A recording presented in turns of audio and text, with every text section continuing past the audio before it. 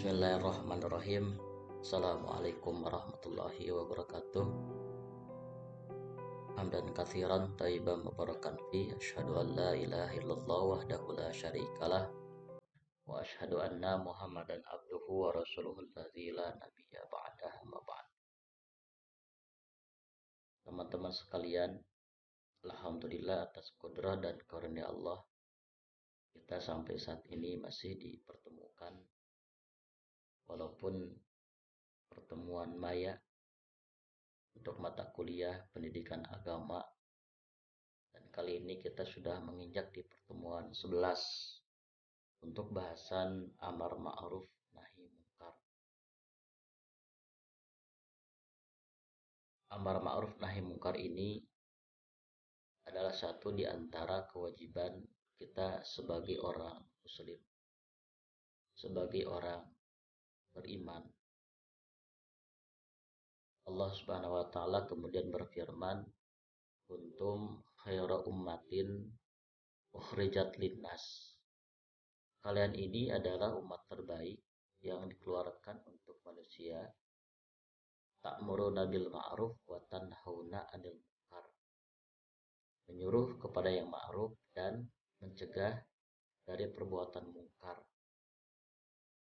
Ayat ini kemudian memberikan penegasan bahwa kita, umat Islam ini, merupakan bagian dari kelompok manusia yang dikatakan sebagai umat terbaik. Namun tentu saja dikatakan umat terbaik dengan catatan, yaitu melaksanakan amar ma'ruf dan nahi munkar. Selebihnya Bapak coba ulas satu persatu kaitan dengan pengertian amar ma'ruf nahi munkar, dan juga pengertian secara keseluruhan amar ma'ruf nahi munkar menurut beberapa tokoh atau para ulama.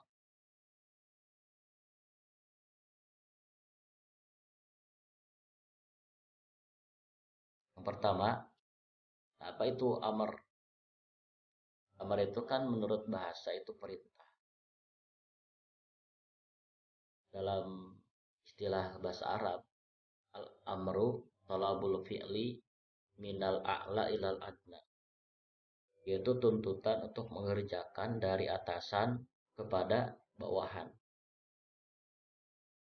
Kalau menurut Khairul Umam dikatakan bahwa al-amru huwa lafdun yatlubu bihil a'la man huwa adna minhu fi'lan.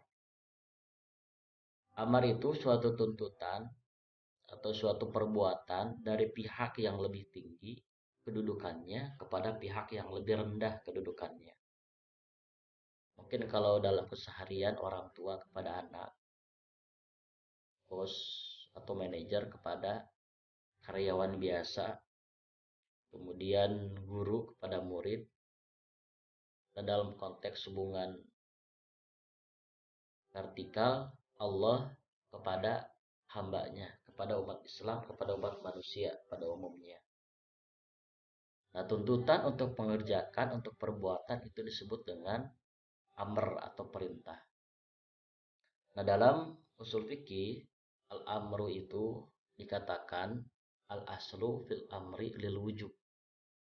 Asal dalam perintah itu menunjukkan wajib.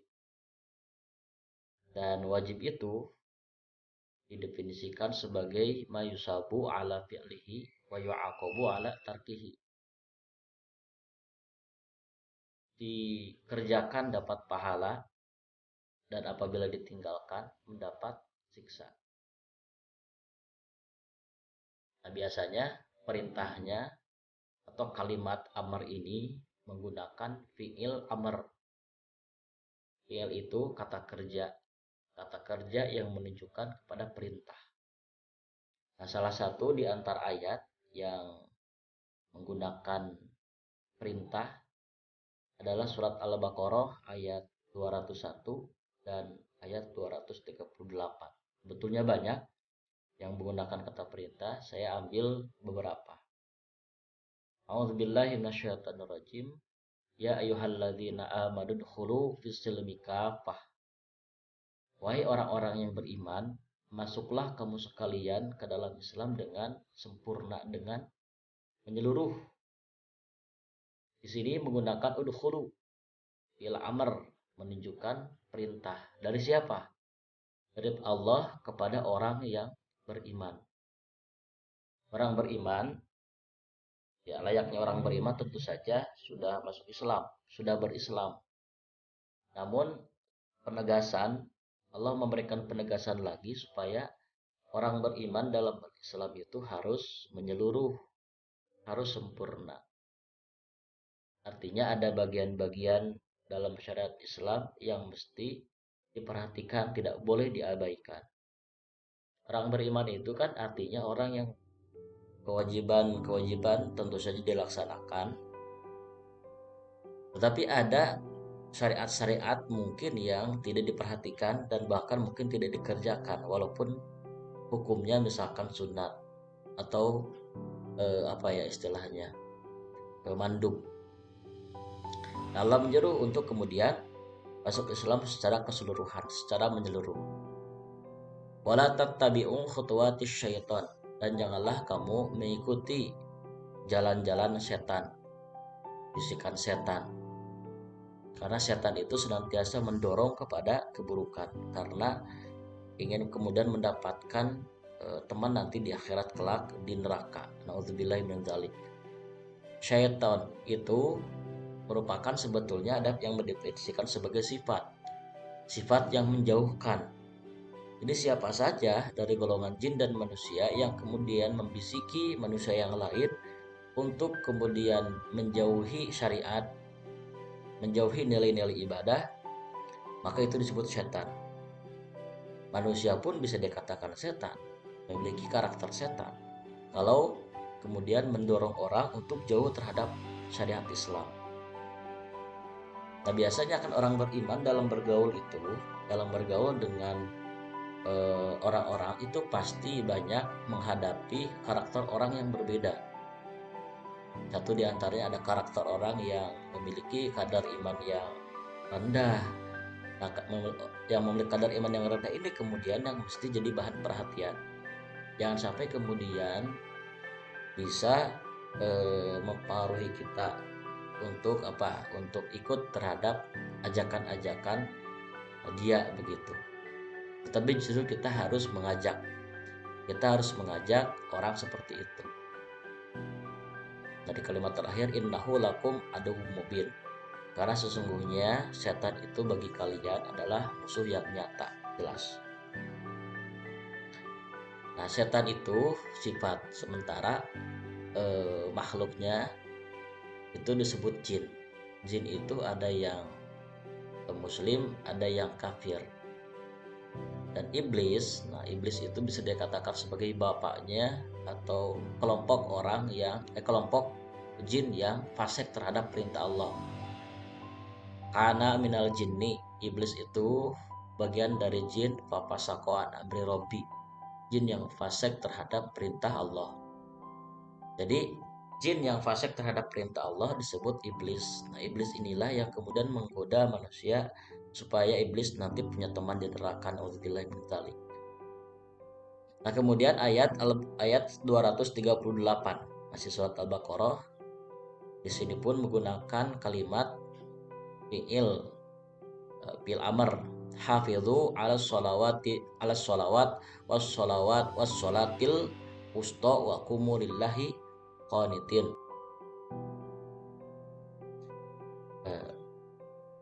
Hafidhu ala sholawat was sholatil wusta wa qumu lillahi qanitin. Hafidhu, peliharalah atau jagalah oleh kamu sekalian ala sholawat, atas sholat. Nah, maksudnya sholat yang 5 waktu, subuh, zuhur, asar, maghrib, dan isya. Was-sholawatil wusta, dan sholat wusta, sholat pertengahan. Waqumu lillahi qanitin, dan berdirilah kamu sekalian kepada Allah dengan khusyuk. Nah sholat wusta ini ada beberapa pendapat ya. Sebagian ulama menyatakan bahwa sholat wusta itu adalah sholat zuhur, karena katanya sholat zuhur ini adalah sholat yang pertama kali dilakukan. Sementara ada sebagian yang lain menyatakan bahwa sholat wusta ini adalah sholat asar.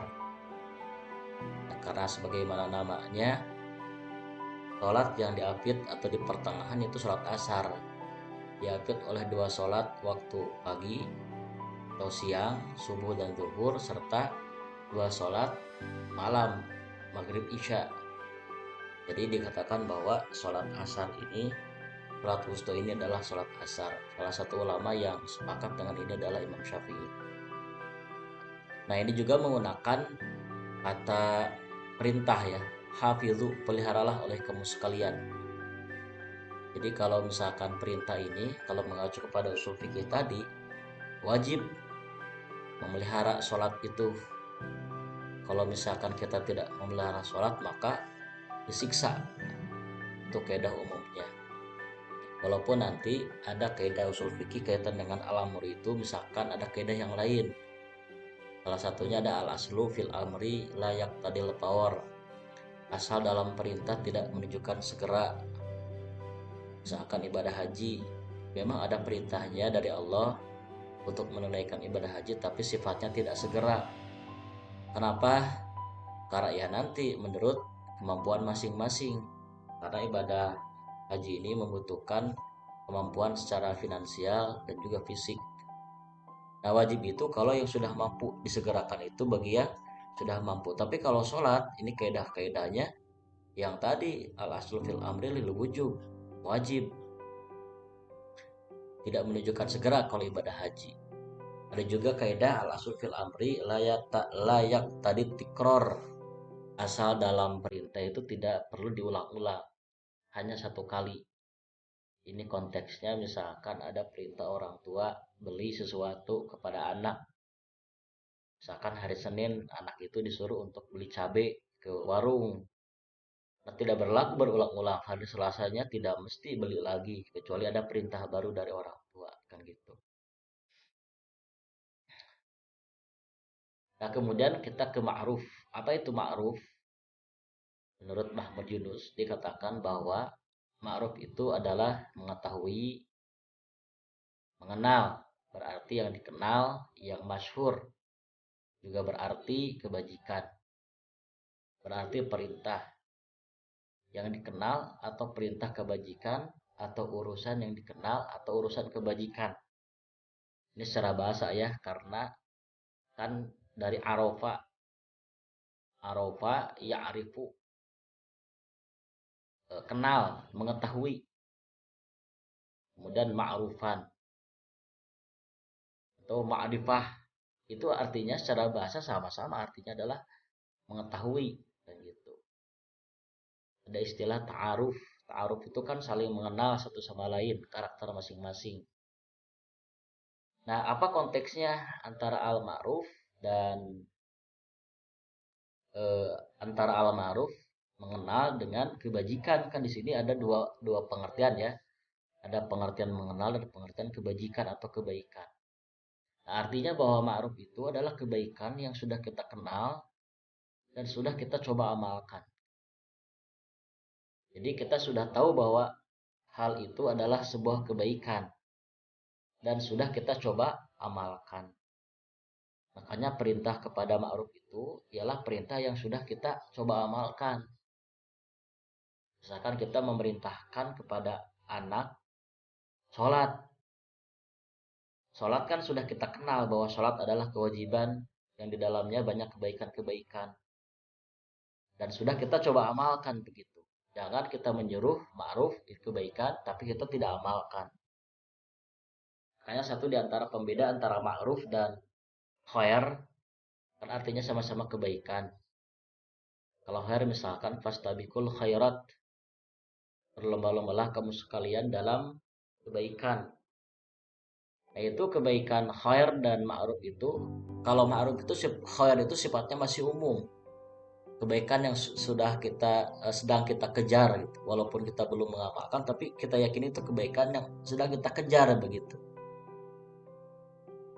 Nah, makanya kalau menyeruh itu, amar ma'ruf, menyeruh kepada ma'ruf itu harus kita coba amalkan supaya tidak terkesan omong doang. Kan dalam istilah pendidikan kita itu harus memberikan keteladanan. Kita menyuruh kepada anak, kita kalau menyuruh kepada anak, kita pun harus mengamalkan supaya anak lebih turut.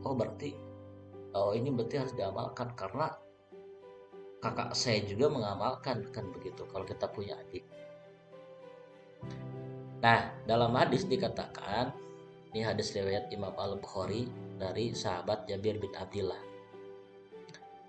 An Jabir bin Abdullah radhiyallahu anhuma. Kenapa kemudian dari Jabir bin Abdullah, semoga Allah meridhoi kepada keduanya. Di sini Allah ridho kepada keduanya, yaitu kepada Jabir dan kepada Abdullah. Karena kalau dalam istilah hadis ada radhiyallahu anhu dan radhiyallahu anhuma. Kalau anhuma ini artinya dua rawi itu sudah masuk Islam keduanya. Dua sahabat dari hadis ini masuk Islam. Di sini kan Jabir dan bapaknya Abdullah ini sudah masuk Islam keduanya, makanya anhuma. Anin Nabi, dari Nabi Muhammad SAW, qala, dia bersabda, kullu ma'rufin shadaqah. Setiap yang ma'ruf adalah shadaqah. Setiap kebajikan, setiap amal kebaikan yang kita kenal itu adalah shadaqah. Jadi shadaqah itu bukan hanya sifatnya materi, tapi pokoknya semua kebaikan yang kita kenal adalah shadaqah. Bahkan tersenyum pun, senyum kepada saudara sesama muslim, itu adalah shadaqah. Karena setiap kebaikan adalah shadaqah, maka tentu saja bernilai pahala di dalamnya. Begitu. Nah, keterangan hadis tersebut menegaskan bahwasanya sedekah bukan hanya terbatas pada harta, tetapi semua perbuatan baik juga merupakan sedekah. Demikian pula kebaikan tidak hanya berkaitan dengan diri sendiri, tetapi berkaitan pula dengan orang lain. Bahkan dinyatakan bahwa setiap anggota tubuh wajib untuk bersedekah. Biasanya kan kita identik ya kalau sedekah itu dengan harta begitu. Padahal menurut hadis tadi, apapun yang sifatnya baik, sifatnya kebaikan, itu disebut sedekah. Bahkan dinyatakan bahwa setiap anggota tubuh itu wajib untuk bersedekah. Panca indera kita wajib bersedekah. Bersedekah, tangan kita disedekahkan untuk apa? Membantu gotong royong pembangunan masjid, atau membantu gotong royong membersihkan gorong-gorong dengan masyarakat. Itu pun disebut kebaikan yang sifatnya sedekah. Begitu. Kan ada ulama yang membedakan antara infak dan sedekah. Kalau infak itu, kalau infak identik dengan uang, dengan material ya, finansial. Kalau sedekah itu tidak melulu adalah uang atau harta, tetapi fisik pun bisa masuk dalam kategori sedekah. Jadi menyuruh kepada yang ma'ruf, menyuruh kepada kebaikan, artinya kita mencoba mengamalkan itu kebaikan, disertai mengajak orang lain untuk sama-sama berbuat kebaikan itu. Karena perbuatan itu bernilai pahala dan juga dikatakan merupakan sedekah. Nah, sementara kita ke nahi ya, nahi mungkar. Kalau nahi itu menurut bahasa artinya larangan. An-nahyu tolabun nahyi. Tuntutan untuk istilahnya? Lafdun ya dulu alal qaf an fi'li ala jihatil isti'la. Lafaz yang menyuruh kita untuk meninggalkan suatu pekerjaan yang diperintahkan oleh orang yang lebih tinggi dari kita. Kalau tadi perintah tuntutan untuk mengerjakan dari atasan kepada bawahan, nah kalau nahi itu artinya tuntutan untuk meninggalkan. mencegah dari atasan kepada bawahan. Ini disebut larangan ya, larangan. Biasanya dalam bahasa itu disebut an-nahyu. Dalam katanya, lafadznya biasanya menggunakan lafadz fi'il nahyi, fi'il larangan. Nah, salah satu di antara ayat yang di dalamnya ada kata nahyi itu adalah surat An-Nazi'at ayat 40. A'udzubillahi minasyaitonirrajim. Wa amma man khafa maqama rabbih wa nahan nafsa 'anil hawa. Dan adapun orang yang takut atas makom Tuhannya dan mencegah dirinya dari hawa nafsu. Jadi naha ini dalam konteks ayat ini, kan hawa nafsu itu senantiasa bersemayam dalam diri masing-masing individu di antara kita, di antara umat manusia ya. Dan hawa nafsu itu terdiri dari beberapa, ada nafsu mutmainnah, nafsu yang senantiasa mendorong orang kepada kebaikan. Ada nafsu lawamah, adalah nafsu yang buat orang ragu, bahkan bisa menyesal. Dan juga ada nafsu amarah. Nah, ini nafsu amarah yang senantiasa mendorong kepada keburukan. Misalkan begini, kita punya agenda pengajian atau kajian, menghadiri kajian. Nah, pas saatnya tiba, kita merasa malas. Nah, ini yang bermain adalah nafsu amarah. Kemudian didorong oleh bisikan setan. Nah, kemudian dalam hati kemudian terbesit, jangan malas, harus kemudian kita paksakan datang, karena kapan lagi kalau tidak sekarang kita ngaji. Nah, itu nafsu mutmainnah, mendorong. Nah, kalau nafsu lawamah satunya begini, di masjid nih sudah pengajian, celeng lewat, dalam saku kita ada uang 10.000 dan 100.000.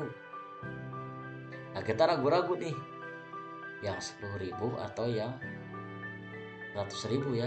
Nah, kita ngasih yang 10.000. Begitu kita masukkan yang 10.000, kita menyesal, ya Allah, kenapa saya ngasih yang 10.000? Padahal uang di rumah pun cukuplah kalau sekedar disedekahkan 100.000 misalkan. Nah, itu nafsu lawamah.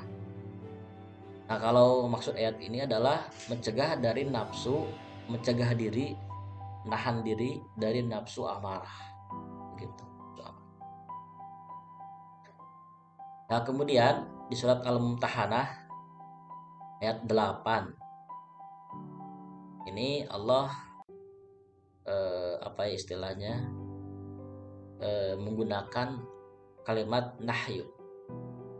A'udzubillahi minasyaitonirrajim. La yanhaakumullahu 'anil ladzina lam yuqatilukum fid-din.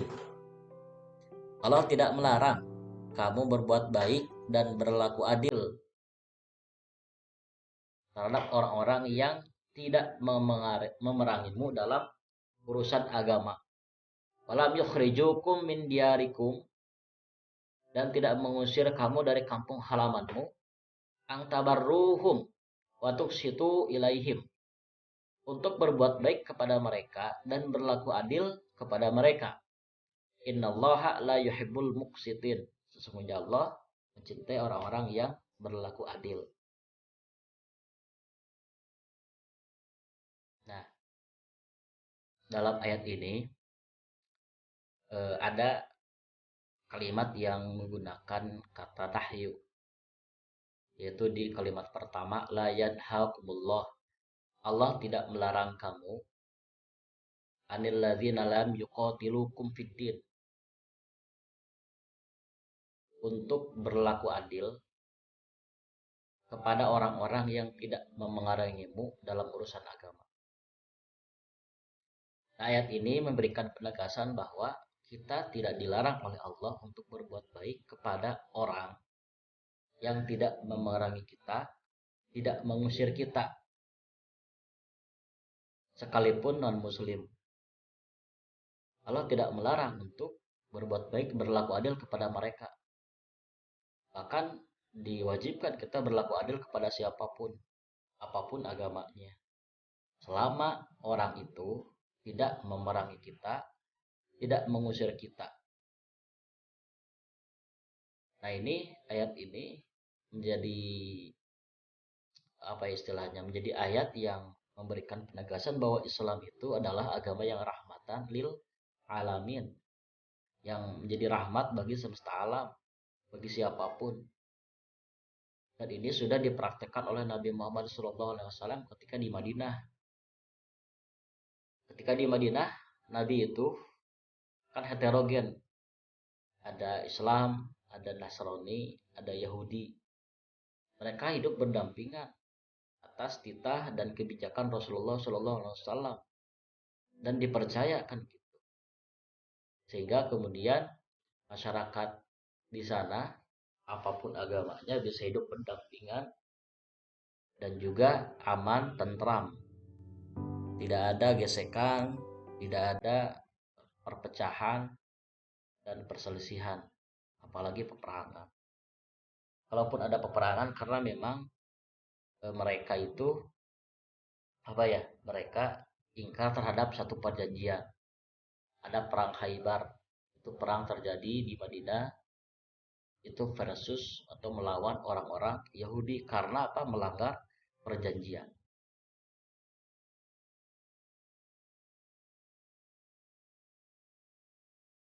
Nah, selanjutnya kita menginjak ke pengertian dari mungkar. Mungkar itu suatu isim, nama atau istilah ya, yang diingkari oleh jiwa, tidak diterima, dibenci, serta tidak diketahui. Menurut istilah, semua isim yang diketahui oleh syariat maupun akal tentang jeleknya. Ini menurut pengertian Salam bin Had al-Audah. Jadi ingkar atau mungkar itu senada dengan apa ya? Ya ingkar, perbuatan yang diingkari oleh jiwa. Jadi kita tahu bahwa apa yang dilakukan itu ternyata bertentangan dengan jiwa, kemudian tidak diterima oleh akal atau tidak terima menurut syariat, dibenci serta tidak diketahui. Menurut istilah, semua isim yang diketahui oleh syariat maupun akal tentang jeleknya. Jadi kalau mungkar kebaikan dari ma'ruf. Mungkar ini bersifat mendorong kepada keburukan, mengundang siksa, mengundang azab dari Allah Subhanahu wa taala. Begitu. Nah, salah satu hadis yang berkaitan dengan mungkar ini, hadis yang insya Allah kita kenal, yaitu hadis riwayat Imam Muslim. Man ra'a minkum mungkaron. Apabila melihat di antara kalian suatu kemungkaran, fal yughayyirhu biyadihi, maka ubahlah dengan tangan. Ada sebagian yang berpendapat dengan kekuasaan. Fa illam yastati, dan jika tidak mampu dengan tangan, dengan kekuasaan, fa bilisanihi, maka dengan lisan, dengan ucapan. Wa man lam yastati, dan jika tidak mampu juga dengan lisan, fa biqalbihi, dengan hati. Hati menolak. Wa dzalika ad'aful iman, dan hal itulah selemah-lemahnya iman. Dalam arti hati ini selemah-lemahnya iman. Jadi hadis ini memang berlaku untuk semua umat Islam. Makanya di antara kita ada organisasi yang intens dalam hal nahi mungkar. Mungkin kalau yang melaksanakan amar ma'ruf, perintah kepada kebaikan, menyuruh kepada kebaikan, itu banyak. Tapi yang intens dengan nahi mungkar ini sedikit. Makanya kita harus kerjasama di antara kita, tidak boleh saling menjelekan satu sama lain. Masing-masing kita harus bagi peran. Ada kemudian kelompok yang bergerak di bidang dakwah, itu yang mengajak kepada kebaikan, kita support gitu. Jangan kemudian mencibir, bisanya hanya amar ma'ruf saja misalkan gitu. Jangan. Masing-masing punya peran dan masing-masing punya porsi dan kapasitas. Begitupun ada kelompok yang bergerak di bidang pendidikan, tarbiyah. Ini apa istilahnya? Intens terhadap pembinaan mental, pembinaan moral manusia begitu, menyiapkan sumber daya manusia ke depan. Ada yang kelompok yang bergerak di nahi mungkar, yang memberantas kemungkaran. Kemudian biasanya tentara pelaksanaannya, kemudian sweeping toko yang menjual minuman keras. Kemudian kalau di bulan Ramadan, warung-warung yang buka pada jam siang itu di sweeping. Nah, ini nahi mungkar, kemungkaran. Kita tidak boleh mencibir. Justru kita harus support karena apa istilahnya? Kita tidak bisa melakukan itu, ada orang yang bisa, kita mesti support. Ada muslim yang bisa, kita mesti support. Walaupun tentu saja dengan koridor dan batas-batas yang wajar. Batas-batas yang wajar itu ada tahap-tahap, ada proses-proses yang mesti dilalui sebelum melakukan sweeping. Itu kan kalau kita dengar keterangan-keterangan organisasi yang nahi mungkar ini, tidak langsung kemudian sweeping, tidak langsung kemudian menggerebek kan gitu. Ada tahap-tahap. Tahap pertama ada pemberitahuan secara lisan, tahap kedua ada pemberitahuan secara tulisan, itu pun banyak tahapnya. Nah, setelah tahap-tahap itu dilakukan, sementara objeknya masih saja melakukan kemungkaran, baru tahap yang ketiga eksekusi dan sebagainya. Nah, ini kewajiban umum buat kita apabila kita melihat sesuatu yang mungkar begitu. Kalau kita tidak bisa merubah dengan tangan, ini yang paling efektif memang dengan kekuasaan. Dengan kekuasaan. Satu tanda tangan pemangku kebijakan, sebut saja misalkan kepala daerah, bupati, wali kota, atau gubernur, itu berdampak, berimplikasi terhadap semua aspek. Contoh kasus salah satu gubernur di daerah Indonesia yang kemudian menutup lokalisasi tempat karaoke itu tidak dengan kata-kata, tidak kemudian demo, tidak, cukup dengan satu tanda tangan menutup tempat tersebut. Nah, ini efektifnya kekuasaan untuk merubah kemungkaran. Nah, oleh karenanya kita harus punya peran di bidang itu. Masuklah kalian, teman-teman, kalau ingin punya peran efektif dalam hal ini, ke ke tempat-tempat strategis yang tadi Bapak sampaikan, misalkan pemangku kebijakan, itu karena efektif dalam hal merubah kemungkaran. Nah, jika kita tidak mampu, tidak punya kekuasaan, maka kita dengan lisan, dengan ucapan. Ucapan kita sebetulnya kan gratis, tidak susah, hanya kita harus punya keberanian atau mental untuk menasehati, memberikan wejangan, kemudian memberikan arahan. Itu mudah dengan lisan.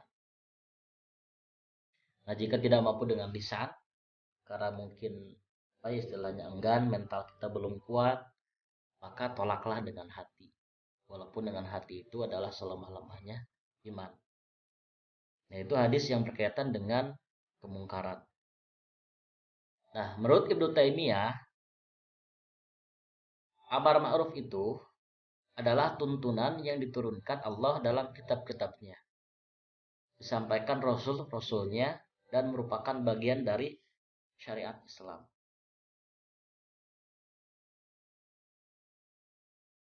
Jadi secara umum menurut Ibnu Taimiyah bahwa amar ma'ruf itu kaitan dengan apa yang Allah sampaikan dalam kitab, disampaikan oleh Rasul, yang merupakan bagian dari syariat Islam. Amar ma'ruf sudah berlaku pada zaman Nabi Adam sampai Nabi Muhammad SAW. Ada keselarasan antara kitab-kitab yang diturunkan oleh Allah, kitab Taurat kitabnya umat Nabi Musa, kemudian Zabur Nabi Daud, Injil Nabi Isa, itu ada kalimat yang sama dalam hal amar ma'ruf. Salah satu diantaranya adalah menyeru kepada ajaran tauhid, mengesahkan Allah Subhanahu wa taala. Begitu. Kemudian, nahi mungkar menurut Ibnu Taimiyah adalah mengharamkan segala bentuk kekejian. Keji itu perbuatan yang merusak diri dan orang lain. Ya, kita harus punya keyakinan bahwa itu adalah haram. Punya keyakinan itu, seperti tadi disampaikan, adalah bentuk kita untuk mencegah kemungkaran, walaupun itu selemah-lemahnya iman. Nah, kemudian, teman-teman sekalian, kita coba mengulas dalam tafsir. Ini tafsir Al-Ajhar, dikatakan bahwa kata ma'ruf selalu ditafsirkan dengan yang patut di masyarakat umum.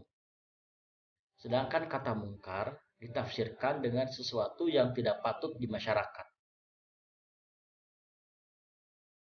Jadi sebetulnya ma'ruf dan munkar ini adalah term yang di masyarakat sudah berlaku sebetulnya. Jadi ketika masyarakat memandang bahwa kegiatan atau perlakuan itu adalah keburukan, maka itu disebut dengan mungkar. Perzinahan, kemudian pencurian, pembunuhan, perampokan, itu jelas mungkar. Walaupun kita tidak memandang dari sudut pandang agama Islam utamanya, jelas itu perbuatan mungkar. Masyarakat menilai demikian. Apapun agamanya, tradisi, dan kelompoknya pasti menyatakan bahwa hal tersebut adalah mungkar. Nah, sementara ma'ruf pun demikian. Kegiatan yang menunjukkan kepada kebaikan dan diamini oleh masyarakat umum itu disebut ma'ruf. Ini menurut tafsir Al-Ajhar.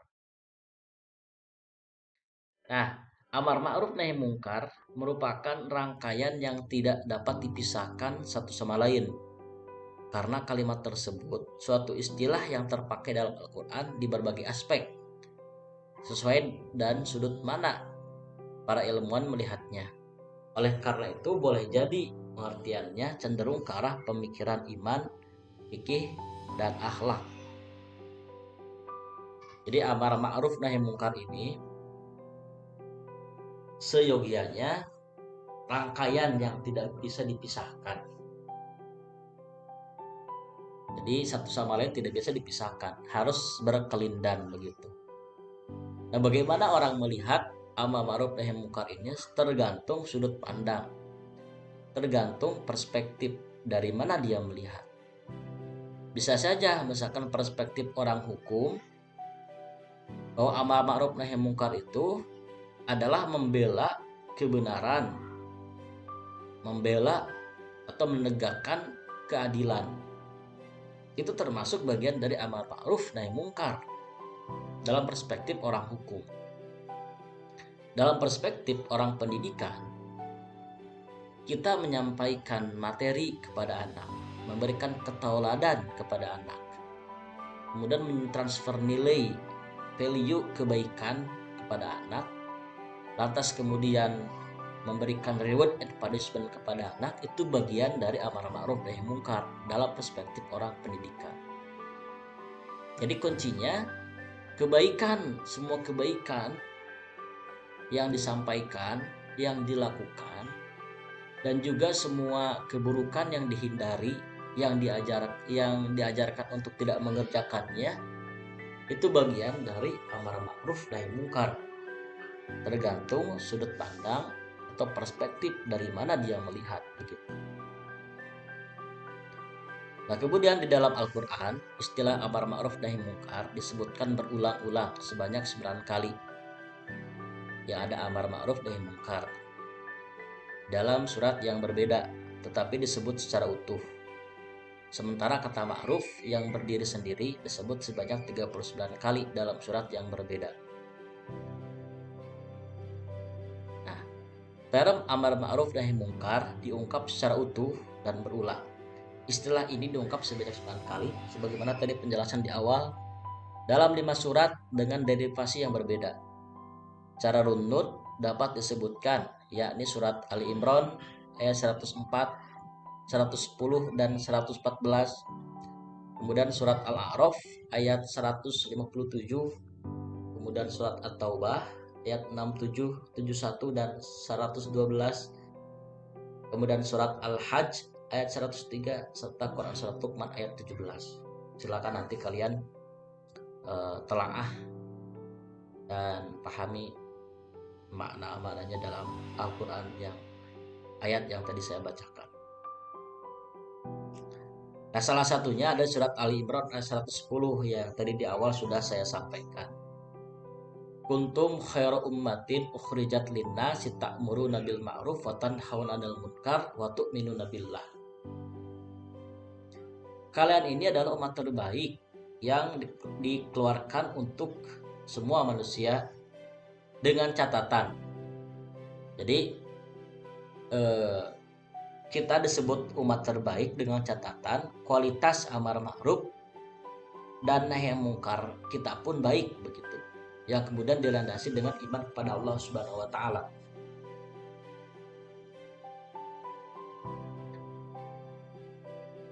Nah, jadi dalam ayat ini Allah memberikan penegasan bahwasanya salah satu di antara tugas kita selaku umat manusia adalah amar ma'ruf nahi mungkar. Supaya kita masuk dalam kelompok umat yang terbaik. Mungkin saja kita menyaksikan umat Islam sekarang belum disebut umat terbaik atau belum terlihat progres, belum terlihat masih mengalami kemunduran. Nah, mungkin satu di antara penyebabnya adalah kualitas amar ma'ruf di antara kita pun kurang baik begitu. Jadi ini bisa jadi aspek muhasabah, evaluasi diri. Kenapa kemudian Islam sekarang mengalami kemunduran atau kalah dengan orang-orang Eropa, orang-orang Barat? Mungkin saja perlu introspeksi, mungkin saja kualitas amar ma'ruf nahi mungkar kita pun belum baik begitu. Kalau misalkan amar ma'ruf kita senantiasa digalakan, senantiasa dilaksanakan, tapi senantiasa umat Islam mundur atau di belakang, terbelakang, ya mungkin saja iman masih belum kuat tertancap dalam hati sebagian di antara kita gitu. Nah, menurut Al-Asad menyatakan karakteristik Muslim sebagai komunitas yang senantiasa mengajak kepada semua yang baik itu amar ma'ruf, mengajak kepada perbuatan yang benar serta mencegah dari perbuatan yang salah nahi mungkar. Karena jalan terbaik untuk bersatu dalam kebenaran di bawah naungan Al-Quran dan Rasul-Nya yaitu dengan menjadi umat yang menyerukan segala bentuk kebaikan dunia dan akhirat, menyerukan kewajiban mendorong manusia pada kebenaran bersama dan mencegah perbuatan yang salah. Semua hal yang terkait dengan kebaikan berupa perbuatan yang menuntun kepada jalan yang benar dan semua perbuatan yang mengarah kepada kejahatan merupakan kesalahan. Mereka yang melakukan prinsip itu adalah orang-orang yang memperoleh keberuntungan yang sempurna. Ini menurut Al-Asad. Nah, menurut Muhammad Rashid Ridho dikatakan, di dalam dakwah terdapat tahapan-tahapan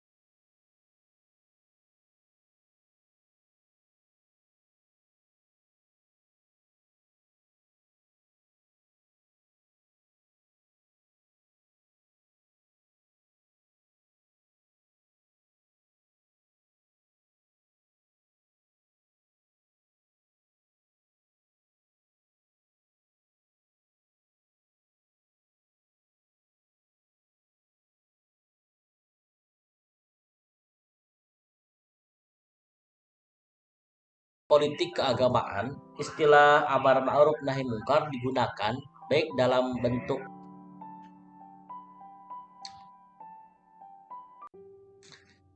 sejarah politik keagamaan, istilah amar ma'ruf nahi mungkar digunakan baik dalam bentuk mempertahankan keyakinan atau bagian dari jihad fi sabilillah maupun sebagai suatu doktrin keagamaan yang mesti dipertahankan dan diperjuangkan secara konsisten.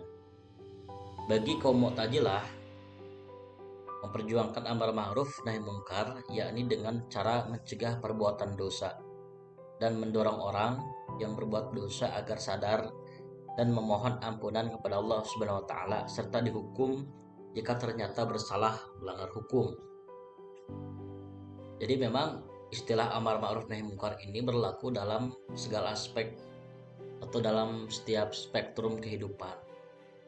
Dalam politik keagamaan seperti yang dikatakan Dawam Raharjo, nah istilah amar ma'ruf nahi mungkar ini digunakan untuk mempertahankan keyakinan atau bagian dari jihad fi sabilillah. Dan ini merupakan sebuah doktrin keagamaan yang mesti dipertahankan dan diperjuangkan secara konsisten. Jadi usaha untuk mempertahankan keyakinan, pendapat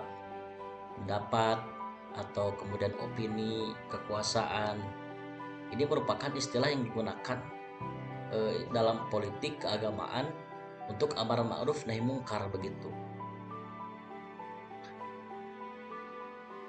Dan bisa dikatakan bagian dari jihad fisabilillah. Walaupun memang jihad fisabilillah ini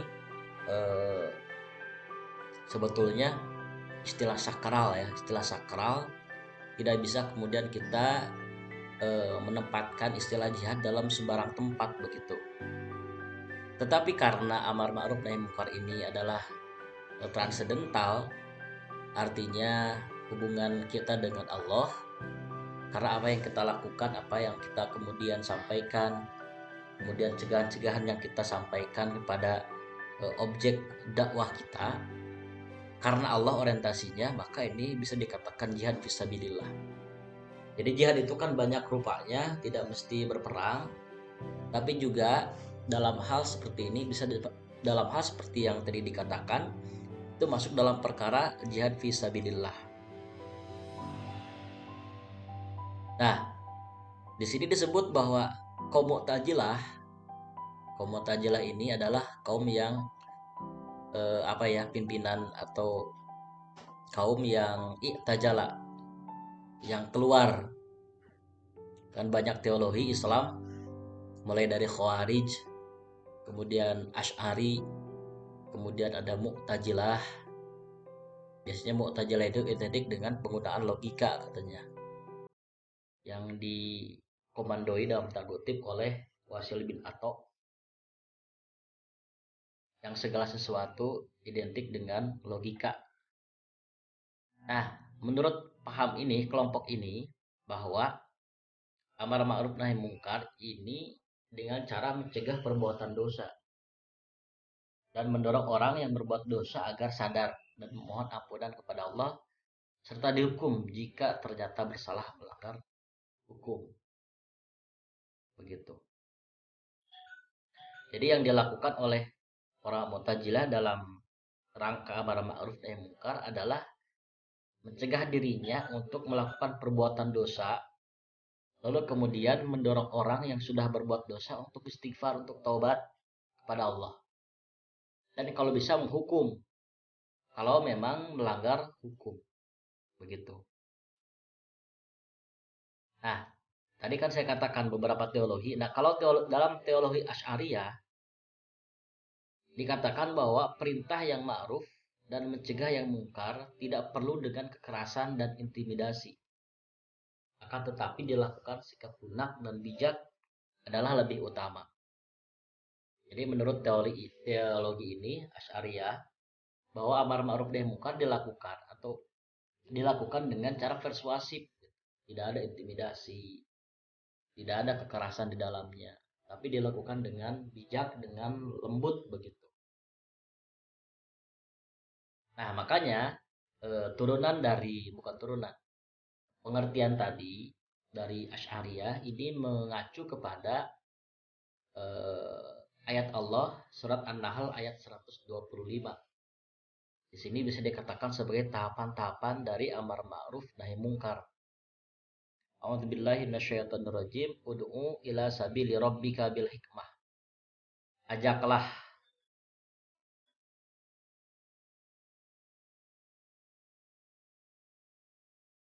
Nah nih, tahapan dalam ayat ini yang pertama, ud'u ila sabili rabbika bil hikmah. Ajaklah kepada jalan Tuhanmu dengan hikmah. Wal mau'izatil hasanah. Kemudian mau'izah hasanah, pelajaran yang baik. Wajadilhum billatihi ahsan, dan ajak debat mereka dengan cara yang ahsan, dengan cara yang paling baik, yang terbaik begitu. Jadi tahapan-tahapan ini merupakan cerminan objek dakwah kita. Jadi objek dakwah kita itu ada yang bisa didakwahi dengan hikmah. Hikmah itu ilmu ya, ilmu yang mendalam, yang baik begitu, disampaikan dengan cara yang baik, atau bisa dikatakan dengan keteladanan. Hikmah itu. Yang kedua, wal mau'izatil hasanah, pelajaran yang baik yang tadi. Artinya nasihat-nasihat yang disampaikan, kemudian pelajaran-pelajaran yang disampaikan yang di dalamnya berisi muatan-muatan muatan-muatan keilmuan yang baik begitu. Ini kalau dibahasakan agak susah juga. Nah, yang ketiga, yang kemudian mengajak debat, silahkan berdebat, tapi dengan cara yang baik, tidak kemudian saling mengejek fisik misalkan, atau saling menyudutkan satu sama lain, tidak diperkenankan. Jadi tahapannya demikian, dengan hikmah, dengan keteladanan di dalamnya, dengan ilmu yang bermanfaat, dengan pelajaran yang baik, lalu kemudian dengan debat, tapi debat pun dengan cara yang elegan begitu. Nah kemudian, formulasi khusus saya katakan ini menurut Quraisy Shihab, formulasi dalam rangka kemudian kita amar ma'ruf nahi mungkar. Apa formulasinya? Yang pertama, mempertebal dan memperkokoh iman kaum muslimin sehingga tidak tergoyahkan oleh pengaruh-pengaruh negatif dari kemajuan ilmu pengetahuan dan teknologi atau paham-paham yang membahayakan negara, bangsa, dan agama. Begitu. Yang pertama yang mesti dikuatkan adalah iman kaum muslimin. Kalau iman kaum muslimin tidak kuat, tidak kokoh, malah menipis, ini yang kemudian rentan untuk goyah. Karena masuk sedikit saja budaya negatif, itu akan kemudian menggoyahkan imannya. Sekarang kan banyak terjadi di mana karena imannya kurang, sementara ekonomi terbatas, kemudian dicekokilah dengan kebaikan-kebaikan yang sifatnya sesaat dan sementara, kemudian akidah atau keimanannya digadaikan. Itu banyak terjadi. Ini yang dilakukan oleh para misionaris begitu. Kemudian budaya-budaya masuk dengan mudah melalui ilmu pengetahuan dan teknologi, melalui gadget kita. Kemudian kita terpengaruh kalau iman kita tidak kuat. Sekarang kan sangat gencar masuk ke kalangan remaja kita budaya-budaya yang tidak mencerminkan nilai-nilai Islam. Budaya K-pop Korea kan goyang-goyang, bergerombol, kemudian dengan pakaian yang minim, kemudian aplikasi yang dengan aplikasi itu wajah kita muncul di layar dan dilihat oleh banyak orang begitu. Itu salah satu yang mesti diperhatikan dan kemudian mesti jadi bahan perhatian kita, bahwa formulasi amar ma'ruf nahi mungkar kita adalah dengan mempertebal dan memperkokoh iman kaum muslimin. Formulasi yang kedua adalah meningkatkan tata kehidupan umat dalam arti yang luas, dengan mengubah dan mendorong mereka menyadari bahwa agama mewajibkan mereka untuk berusaha menjadikan hari esok lebih cerah dari hari ini. Ini tidak dapat dicapai kecuali dengan kerja keras serta kesadaran akan kesinambungan hidup di dunia dan akhirat. Nah, kalau ini dalam arti kehidupan yang luas. Jadi umat Islam itu harus maju, iman sudah kuat, ekonomi pun harus kuat. Dari sisi politik harus kuat, sisi ekonomi harus kuat. Kalau ini sudah kuat, maka akan muncul budaya kaum muslimin yang rahmatan lil alamin. Dan ini akan menjadikan inspirasi buat umat yang lain, sehingga umat yang lain bisa menjadikan Islam sebagai agama yang betul-betul terasa oleh masyarakat non muslim minoritas. Apalagi di Indonesia kan kita tahu bahwa Indonesia ini mayoritas muslim. Sewiyanya muslim itu harus memberikan contoh kepada masyarakat non muslim, masyarakat minoritas begitu. Seharusnya seperti yang dilakukan oleh Nabi Muhammad SAW ketika menyampaikan dakwah di Madinah waktu itu, mengayomi masyarakat minoritas. Selanjutnya adalah meningkatkan pembinaan akhlak. Ini yang terakhir, meningkatkan pembinaan akhlak umat Islam sehingga memiliki sikap dan perilaku yang baik dalam kehidupan beragama, bermasyarakat, dan bernegara. Dengan ini dapat terwujud etos kerja dan ukhuwah Islamiyah dalam rangka mewujudkan kerukunan beragama. Ini akhlak. Nabi Muhammad SAW diutus untuk menyempurnakan akhlak. Bagaimana Nabi Muhammad bisa menjadi orang berpengaruh di dunia karena akhlak. Jadi akhlak ini merupakan cerminan internal kita sehingga sehingga dengan akhlak yang kita miliki menjadi karakter kuat dan kemudian mewujudkan miniatur bukan miniatur ya istilahnya. Pokoknya akhlak umat Islam harus mencerminkan Islam begitu. Karena Islam itu kan rahmatan lil alamin, maka akhlak yang mesti diperlihatkan kepada orang-orang pun harus demikian, harus rahmat lil alamin, bermanfaat untuk sesama begitu. Tidak mengundang perselisihan, tidak mengundang permusuhan dan sebagainya. Itu teman-teman yang bisa Bapak sampaikan pada kesempatan saat ini. Mudah-mudahan apa yang Bapak sampaikan bermanfaat, khususnya bagi Bapak yang menyampaikan, umumnya bagi teman-teman sekalian. Aku qouli hadza wa astaghfirullah li wa lakum wa lakum bikum. Wassalamualaikum warahmatullahi wabarakatuh.